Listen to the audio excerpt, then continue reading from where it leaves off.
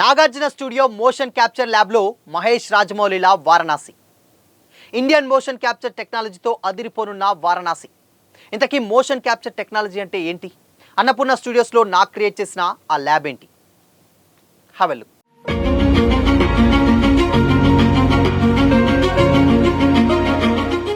Hi hello, welcome to Disha TV.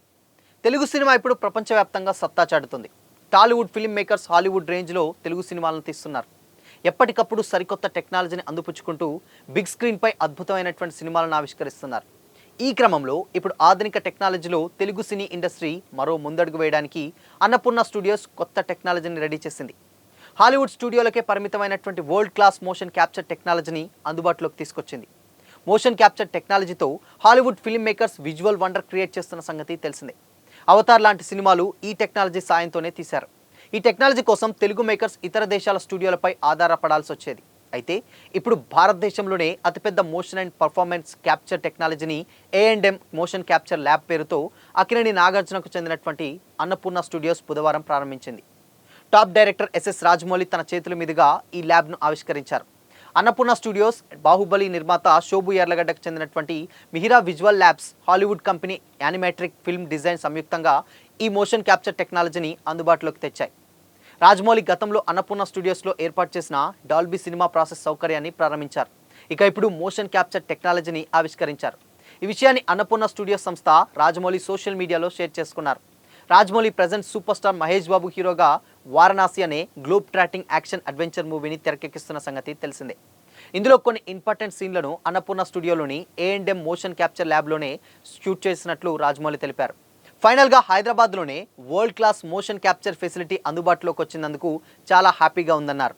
Indian cine ప్రయాణంలో ఇదొక mile stone అని నాగార్జున అభివర్ణించారు. ఇందులో gaming, animation, feature film making చేసుకోవచ్చని కూడా తెలిపారు. వరల్డ్ సినీ నిర్మాణ సంస్థలకు ఇండియా నుంచే అత్యుత్తమ టెక్నీషియన్స్ వెళ్తున్నారని, కానీ అలాంటి అధునాతన సౌకర్యాలు మాత్రం మనకు అందుబాటులో ఉండటం లేదని రాజమౌళి సందర్భంగా అన్నారు. బాహుబలి, ఈగా, RRR వంటి సినిమాలు డైరెక్ట్ చేస్తున్నప్పుడు మనకు మోషన్ క్యాప్చర్ టెక్నాలజీ సౌకర్యం ఉంటే ఇంకా బెస్ట్గా ఎలా చేయొచ్చో అనుకునేవాడిని అని చెప్పుకొచ్చాడు. ఎట్టకేలకు ఇది మనకు అందుబాటులోకి వచ్చింది. ఇండియన్ ఫిల్మ్ మేకర్స్ ఆలోచన ధోరణి అత్యుత్తమ స్థాయికి తీసుకెళ్ళాలి. నేను ప్రపంచవ్యాప్తంగా ఉన్నటువంటి మోషన్ క్యాప్చర్ టెక్నాలజీ స్టూడియోలను సందర్శించా. A&M వరల్డ్ క్లాస్ టెక్నాలజీని అందిస్తుంది. ఆల్రెడీ వారణాసి కోసం ఈ ఫెసిలిటీని వినియోగించుకున్నామని, కీలకమైనటువంటి మోషన్ క్యాప్చర్ సీన్స్ తీశామని కూడా, అవి కూడా అద్భుతంగా వచ్చాయని కూడా రాజమౌళి చెప్పుకొచ్చారు. హాలీవుడ్లో ప్రముఖ మోషన్ క్యాప్చర్ టెక్నాలజీ భాగస్వామి అయిన యానిమేట్రిక్ ఫిల్మ్ డిజైన్ ఈ ల్యాబ్కు టెక్నికల్ పవర్ అందించింది. ఫిబ్రవరి 20న ప్రముఖ డైరెక్టర్ SS రాజమౌళి చేతుల మీదుగా ఈ ల్యాబ్ ఫెసిలిటీ ప్రారంభమైంది. అయితే ఈ సందర్భంగా మహేష్ బాబు, ప్రియాంక చోప్రా యాక్ట్ చేస్తున్నటువంటి తన కొత్త మూవీ వారణాసిలో కూడా కొన్ని ఇంపార్టెంట్ సీన్స్కు ఈ మోషన్ క్యాప్చర్ టెక్నాలజీని షూట్ చేసినట్లు కూడా వెల్లడించారు రాజమౌళి. ఇండియన్ కథనాల స్థాయి, విజన్ను ఈ టెక్నాలజీ ఎలా మార్చబోతుందో కూడా వివరించారు. ఈ మోషన్ క్యాప్చర్ ల్యాబ్ దేశీయ దర్శకులకు కీలకమైనటువంటి మైల్ స్టోన్గా నిలుస్తుందన్నారు. ఇప్పటి వరకు ప్రపంచ స్థాయి టెక్నాలజీ కోసం విదేశాలపై ఆధారపడాల్సి వచ్చేది. బాహుబలి, ఈగా వంటి సినిమాల విషయంలో ఈ సదుపాయం భారత్లో ఉంటే మరింత మెరుగ్గా తీర్చేవాడిని కూడా చెప్పుకొచ్చాడు. ఇప్పుడు ఆ లోటు తీరిందని కూడా చెప్పారు. అలానే కింగ్ నాగార్జున అక్కినేని మాట్లాడుతూ, ఇండియన్ సినిమా ప్రయాణంలో ఇది ఒక ఇంపార్టెంట్ ఘట్టం. ప్రపంచ స్థాయి కథలను చెప్పాలనేటువంటి కళ ఇండియన్ డైరెక్టర్స్కు ఎప్పటి నుంచో ఉంది. కానీ అత్యాధునిక సాంకేతిక వసతులు కొరతగా ఉండేవి. ఇప్పుడు హైదరాబాద్లోనే ఈ ఫెసిలిటీ అందుబాటులోకి రావడం వల్ల ఎపిక్ అడ్వెంచర్ నుంచి సైన్స్ ఫిక్షన్ డ్రామాల వరకు ఎన్నో కథలను ఈజీగా డైరెక్ట్ చేయొచ్చని కూడా నాగార్జున మాట్లాడుకొచ్చాడు. ఎందుకంటే ఈ సినిమాలన్నీ కూడా ఇప్పటి వరకు, అంటే ఇప్పుడు ఉన్నటువంటి జనరేషన్స్లో ప్రతి సినిమా కూడా ఎక్కువగా టెక్నాలజీ మీదనే ఆధారపడి ఉంటుంది. ఇప్పుడు వచ్చేటువంటి సినిమాలన్నీ కూడా రా షూట్ ఏదైతే కంప్లీట్గా షూటింగ్ చేసినవి ఎలానో ఎడిట్ చేయాల్సినటువంటి వర్క్ ఏదైతే ఉందో అవే కాకుండా ఎక్కువగా VFX అండ్ కొత్త కొత్త టెక్నాలజీని యూస్ చేసి తీయాల్సి వచ్చినటువంటి సిచ్యువేషన్స్ కనిపిస్తున్నాయి.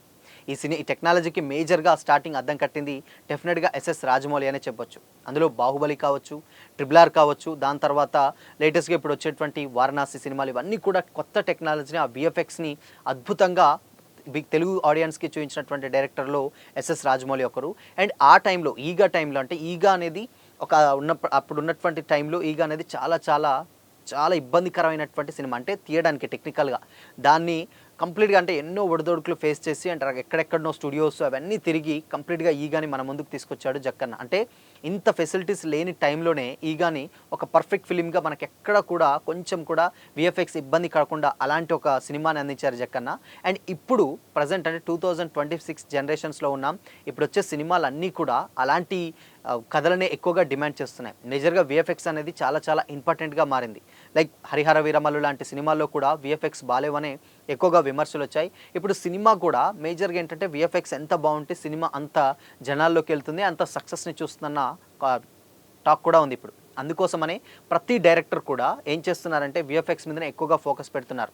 ఈవెన్ లేటెస్ట్గా వచ్చినటువంటి అఖండ మూవీ కూడా విఎఫ్ఎక్స్ కారణంగానే చాలా చాలా డిలే అయ్యి ఎట్టకేలకు ఆ సినిమా రిలీజ్ అయింది. బట్ అయినప్పటికీ కూడా అవుట్పుట్ మీద కొంచెం చాలామంది డౌట్ పడ్డారు. ఇప్పుడు అలాంటి సిచ్యువేషన్సే అన్ని సినిమాలకు కూడా కనిపిస్తుంది. అందుకోసమనే ఇప్పుడు ఈ కథ ఏదైతే ఇప్పుడు A&M ల్యాబ్స్ ఉన్నాయో ఇప్పటి వరకు హైదరాబాద్ సంబంధించినటువంటి కాకుండా ఇతర దేశాలు ఈవెన్ జపాన్ కావచ్చు, లేకపోతే ఫ్రాన్స్, ఇలాంటి వేరే కంట్రీస్ ఏవైతే ఉన్నాయో దాంట్లోకి అక్కడికెళ్ళి మన సినిమాల్ని వేరేగా ఇలాంటి టెక్నాలజీ వాడాలంటే అక్కడికి వెళ్ళేది. బట్ ఇప్పుడు మాత్రం జక్కన్న అలా కాకుండా డెఫినెట్గా హైదరాబాద్ అంటే రావడానికి పోవడానికి ఎంతో అంటే టాలెంట్ ఎంతున్నా ఎంత చూయించుకోవాలన్నా కానీ అట్లీస్ట్ ఫెసిలిటీస్ లేక చాలామంది ఇబ్బంది పడుతున్నారన్న ఉద్దేశంతో ఇది ఒక కొత్త టెక్నాలజీని కింగ్ నాగార్జున అయితే తీసుకురావడం జరిగింది. సో ఇది డెఫినెట్గా ఈ సినిమాని వర్క్ కూడా వారణాసితోటే స్టార్ట్ చేయనున్నారు. అండ్ వారణాసి కూడా జక్కన్న అంత ఈజీగా ఏది ఒప్పుకోడు కాబట్టి ఆయన తీసినటువంటి సీన్స్ కూడా వారణాసికి చాలా అద్భుతంగా వచ్చాయని కూడా ఆయన సర్టిఫై చేయడం ఇంకా సంతోషకరమని కూడా తెలుగు ఫ్యాన్స్ ఎవరైతే ఉన్నారో వాళ్ళందరూ కూడా కామెంట్ చేస్తున్నారు. ఎందుకంటే తెలుగు సినిమా ఇండస్ట్రీ అంచెలంచెలకు ఎదుగుతుంది.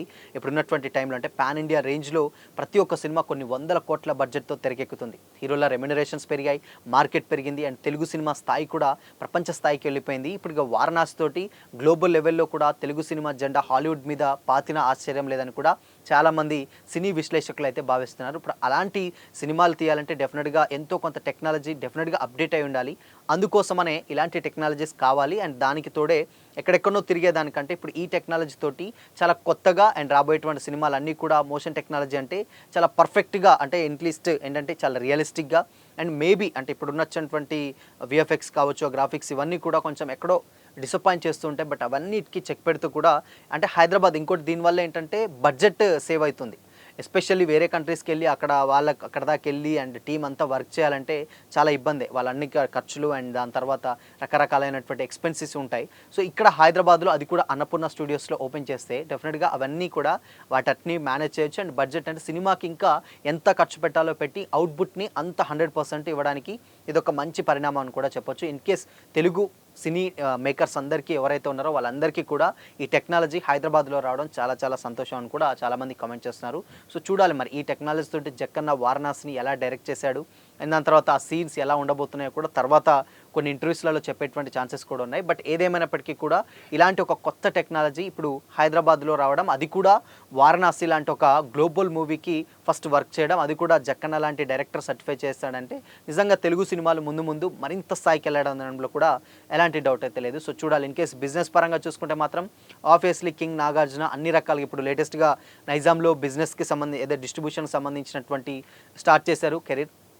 అండ్ ఇప్పుడు కూడా మళ్ళీ ఇప్పుడు ఇదొక కొత్త టెక్నాలజీ తోటి ఇప్పుడు కొత్త A&M సంబంధించినటువంటి మోషన్ క్యాప్చర్ టెక్నాలజీ తోటి మళ్ళీ సో అడుగు పెట్టబోతున్నారు. అటు బిజినెస్లో ఇటు సినిమాల్లో ప్రతి దాంట్లో కూడా దూసుకెళ్తున్నారని చెప్పడంలో కూడా ఎలాంటి డౌట్ అయితే లేదు. సో ఇక కింగ్ 100 గురించి చాలామంది వెయిట్ చేస్తున్నారు. సో కింగ్ 100 మరికొద్ది రోజులు అప్డేట్ అయితే రాబోతుంది.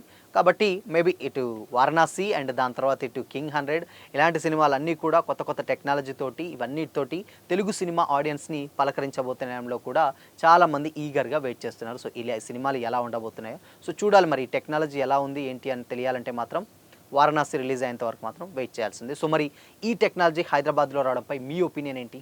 కామెంట్ చేయండి.